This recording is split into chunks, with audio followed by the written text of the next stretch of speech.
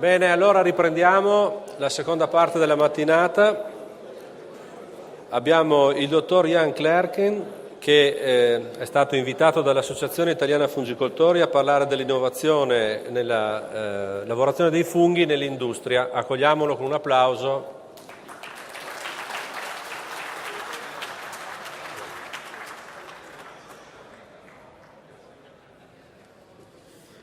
Thank you for, let me put this a little bit up. Thank you for your introduction, although I didn't understand the Italian language that well.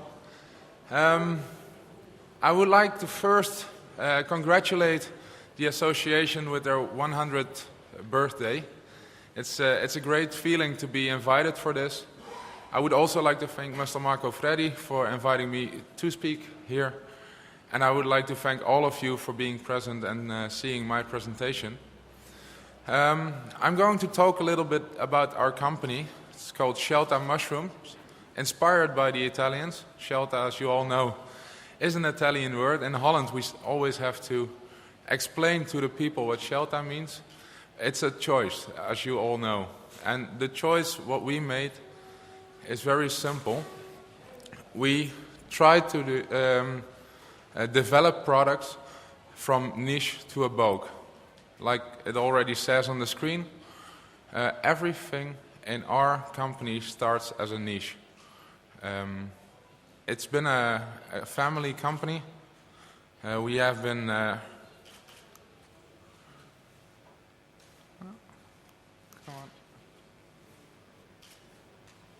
it works. We have been in business since 1963. My grandfather started the company, and then in 1974 my dad took over. He was only 16 years old then, but he ran the company as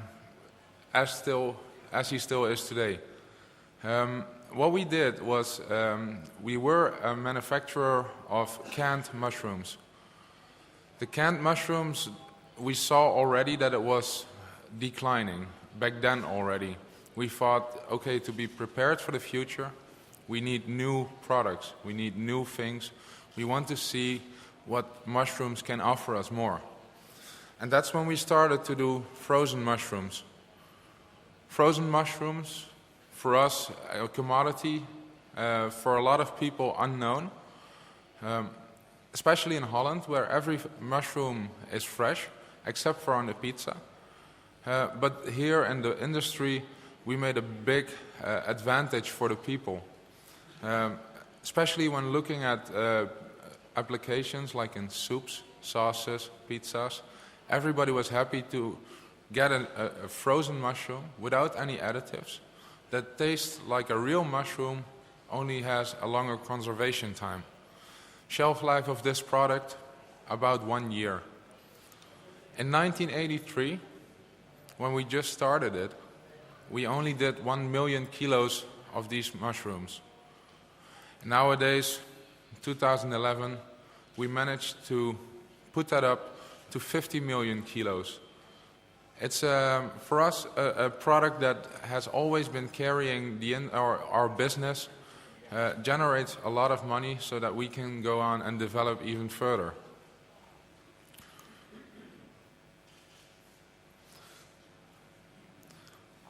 For all the people that like tapas, the snack foods, we have decided to launch a new line as well.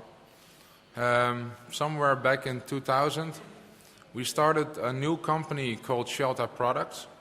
Scelta Products was specialized in coating mushrooms, making a breaded coating around the mushroom, frying it in a deep fryer, or try to prepare it in the oven.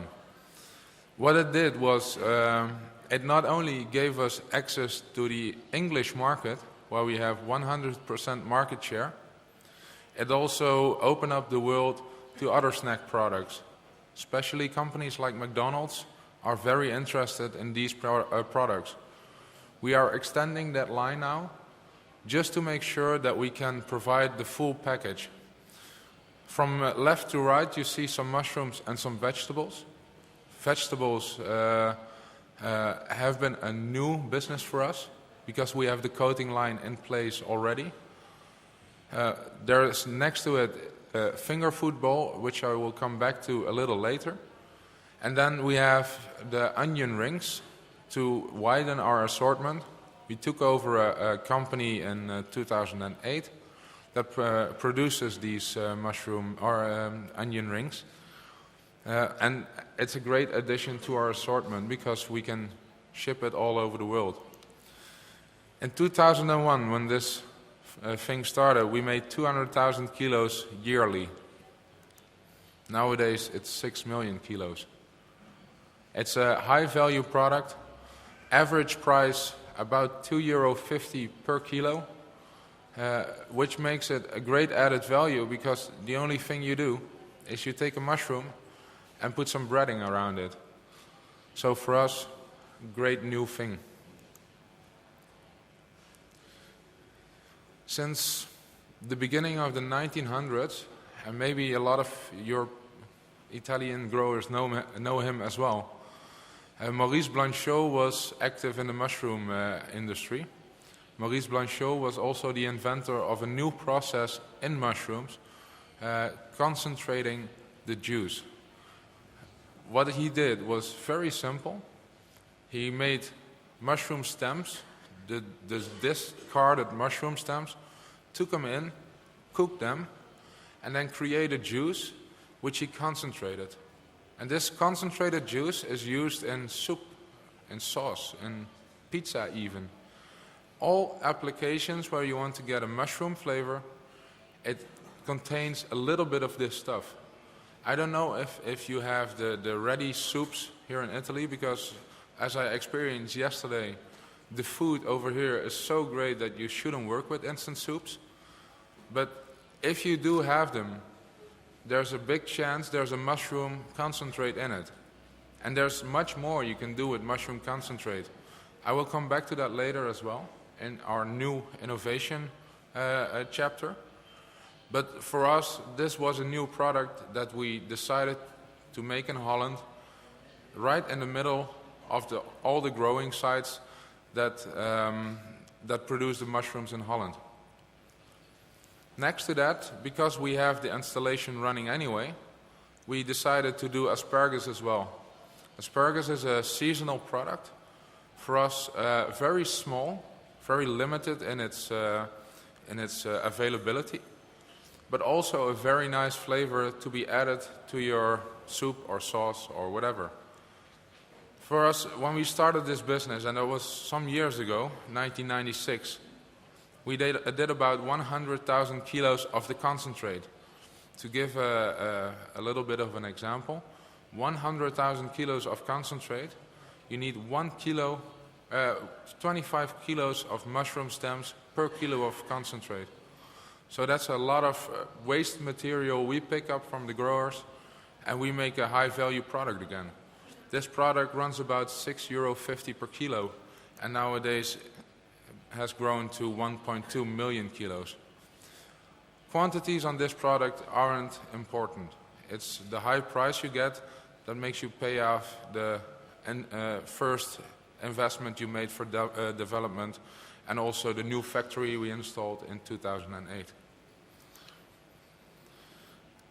And then the last pillar, the pillar that we once were the biggest in the world, together with Holco, the Dutch canning company, now Lutèce. For us, this pillar has already overlived his experience.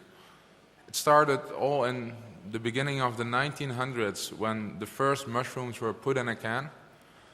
In 1963, my grandfather started putting mushrooms in a can, and about 10 years ago we saw there's no future for canned mushrooms. Everybody thinks that in a few years' time, steel has to be used to build bridges and not to put food in. That's what we see, and that's what we want to believe, and that's why we want to move further with exploring the world of conserved mushrooms. If we see that pouches have become such a big influence in our company, we also are developing a new pouch where the shelf life is as good as the canned mushrooms, except for we don't add any additives, no conservatives, just natural mushroom flavor. And that's a new thing with new technologies that is possible in these days, and that is trying to think ahead when canned mushrooms, still there are a lot of canned mushrooms, but in the end it will go down. We started in 1963 with canning about 2.5 million kilos of mushrooms. In 2000, well, I cannot even say the number, but we did, I think, over 150 million kilos in real life when we were joining up with Holco. And nowadays, it reduced again to 5 million kilos. And those 5 million kilos is a commodity for us. We have to have this product in our assortment to keep some customers because they want other mushrooms too. And we would like to keep those customers to stay and work with us. We have a lot of customers around the world, some here in Italy, a lot of them in Germany, a lot of them in the US. For us, some of the biggest world food manufacturers are our friends and our clients.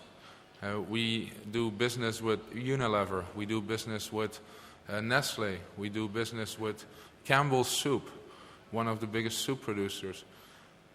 If you find a mushroom anywhere in this world and it has started as a frozen mushroom, there's about a 40% chance that it comes from our factory. You can see it in ready meals in airliners, you can see it in pizza, you can see it in just retail packages of mushroom, but also stir-fried mixed vegetables. You can see it in the soup manufacturing. All the pillars you see here we're active in. In 2008, we decided to go back to our roots. This building is our new headquarters, and it has been built on exactly the same spot as we once started doing our business, mushroom and cans. It was my grandfather who started the business on this exact spot, and it is also this center that is making sure that the company has a right of existence in the near future as well. In this company, we do a lot of research on taste, but also on extractions. And those new pillars are going to be our main goal to focus on. It's the frozen mushrooms, of course, that keeps the money rolling. This is our new child to be supported by us. One of those extractions, and I heard it in the Sylvan presentation already, is mannitol. Mannitol is a sweetener, and it's a sweetener that contains almost no calories. It's a very good replacer for sugar, although it has half the sugar value of sugar. It's still a very good product that can be used in sweets, and it's also used in medicines nowadays. Especially in children's medicines, where they need a sweet coating without any negative aspects to it. For us, a new business line we are setting up with a company in China, where we are doing these extractions in a more cheap way. Because in Holland, if you freeze dry a product, only that will take about 90% of your budget. In China, however, people can do it with less energy, with better technology, because in China the technology is starting to overpass us. I mean, I saw 4 people from Holland on this speaking booth today. Holland is still the biggest in mushroom technology, but when it comes to extractions, when it comes to all the other things that has to do with it, then China is starting to run us by, which I don't mind, because in the end we have to find the technology somewhere as well. Another one of these extractions, also made from mushrooms, mushroom waste actually, is chitin. Chitin is a very powerful fiber that is in the mushroom skin. It's made of a lot of components, as you can see on the picture, and it's a component that can produce fiber creams for skins, but also tablets for your bones, for your arteries, for your muscles. What it does, it makes sure that your bones, your joints will stay healthy as you grow older. The cream you put on your face, on your wrinkles, and your wrinkles will gradually disappear. It's very strange that a mushroom can do that, but in the end we have tried to make a study out of it, and we see that it indeed has an effect on your skin and on your bones. A derivative from this chitin, which is called glucosamine, is also used especially on your bones, but not only in human applications. It's also used in horse applications and all kinds of other high-performance animal sports where pigeons also get this product to have strong muscles and strong bones to fly even faster and further. For horses, this product is always in a race. There's no one horse that does not get this product. For us, we are not doing this on the moment because chitin and glucosamine is currently extracted from shrimp shell. We are trying to do this process from mushrooms because we know it's in there and we know we can get it out. And then now, one of our finest projects that we are working on, we presented this as well at the IFT show last month. This actually is the predecessor of the mushroom pouch I was talking about. This mushroom pouch, as you can see, is basically a ready stock mushroom flavor. So what you do is you use the juice that the mushroom is in. It's a pouch that we want to introduce in the food service, in the retail, and it's a pouch that contains a lot of natural mushroom flavors. We add a little salt because in combination with salt the mushroom flavor goes up, but we add no additives. The mushrooms are sterilized, but we also add a little concentrate just to make sure that we have enough mushroom taste in the pouch. There's no ascorbic acid, no citric acid, none soever, just pure natural mushrooms. To show you how we do our product development, we try to make a little presentation about how an idea exists, how it gets developed throughout the years. We take about 4 years to develop a good product, and the finger football, which we are going to introduce in September, is one of the best examples. We're now in the last phase of testing, and it all started because we are the sponsor of our local football club.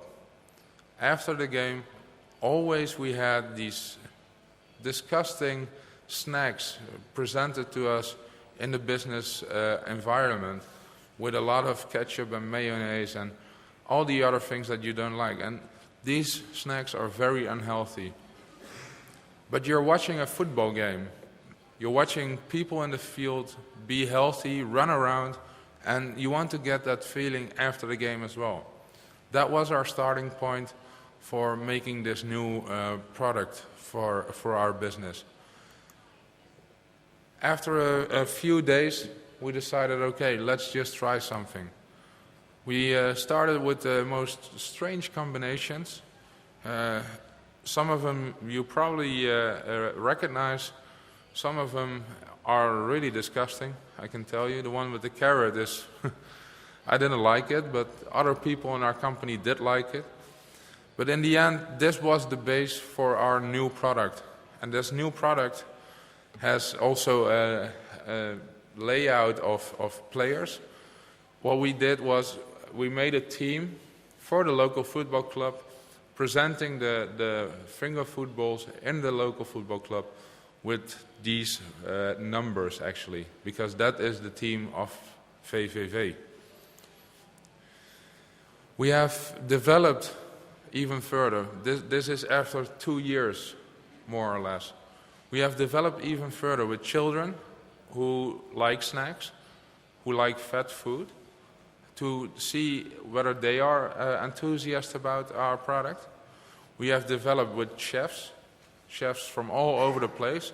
So one from our company, the other two on the far right, they are one chef from Belgium who works a lot with vegetables, or actually only with vegetables.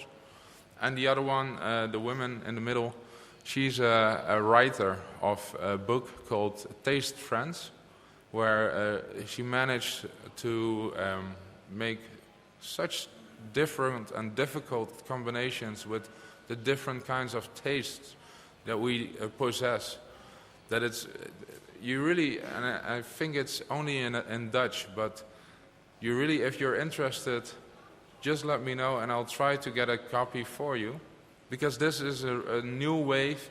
It's called food pairing, where a lot of new products get combined to make a flavor boost in your mouth. And she was also one of the creators of the food bowls. In the end, we started with over 30, but we find that 5 of them are good enough to show the industry and show also to the McDonald's and to everybody else. We are now in contact with Sodexo, which is one of the big catering companies in the world, and they are trying to get this product into the Olympic Games. This product is a combination of creativity, of taste, of completely different vegetables, because it's all based on vegetables. No meat is allowed. And it's a full flavor taste. You can see what you eat, and you can also taste what you eat. And that's a new way in the snack world, because before we used a lot of meat just for no reason, because you couldn't see or taste the meat anyway. This is the packaging. We try to be innovative in everything, so also in our packaging. We call it Foodie 5, named after the famous fifth taste. Fifth taste is umami. I'm going to come back to that a little later. And this is, for us, our retail food service pack.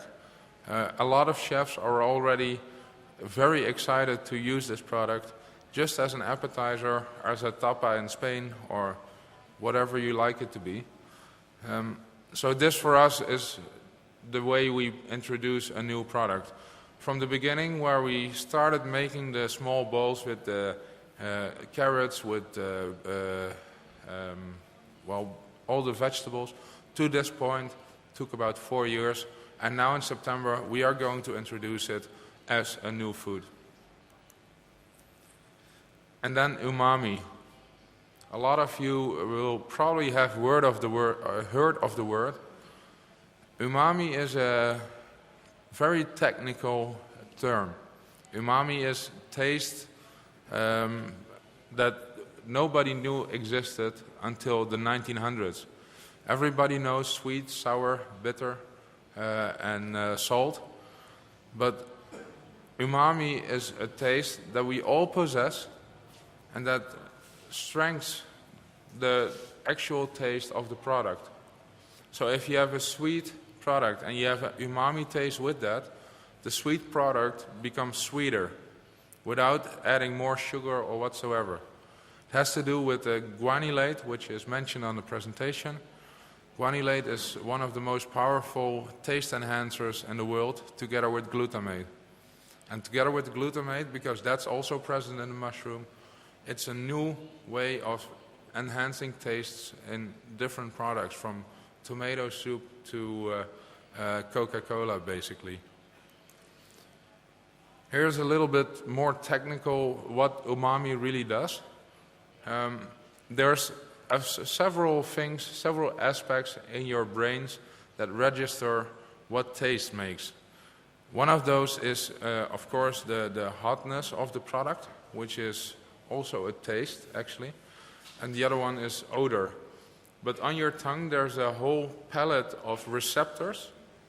And that palette of receptors, called taste receptors, can identify sweet, sour, bitter, or salt. Umami is one of those receptors as well. So your tongue, it identifies the umami and then sends a signal to your brain, making the sweetness more sweeter.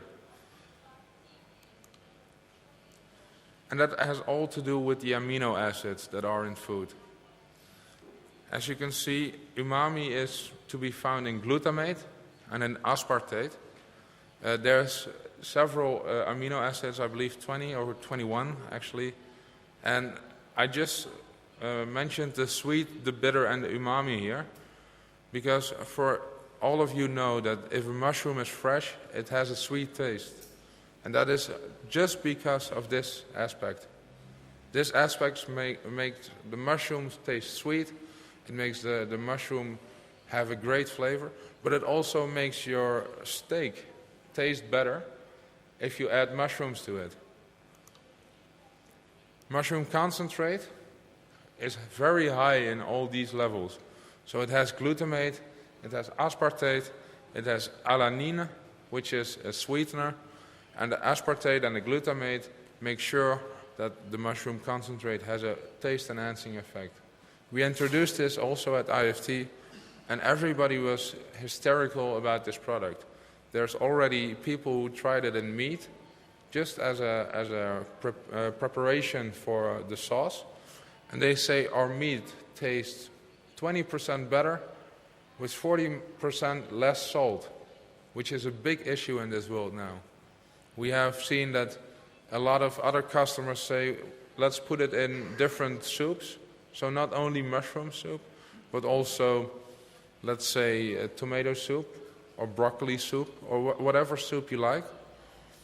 They say that with less salt, the soup gets tastier. And that's exactly because of this scientific approach that we try to get in all of our products. And that's how we try to create our market. I hope you enjoyed your presentation, and I would like to give the word back to our Mr. President. Thank you very much, and I hope to see you all soon. Thank you. Thank you very much.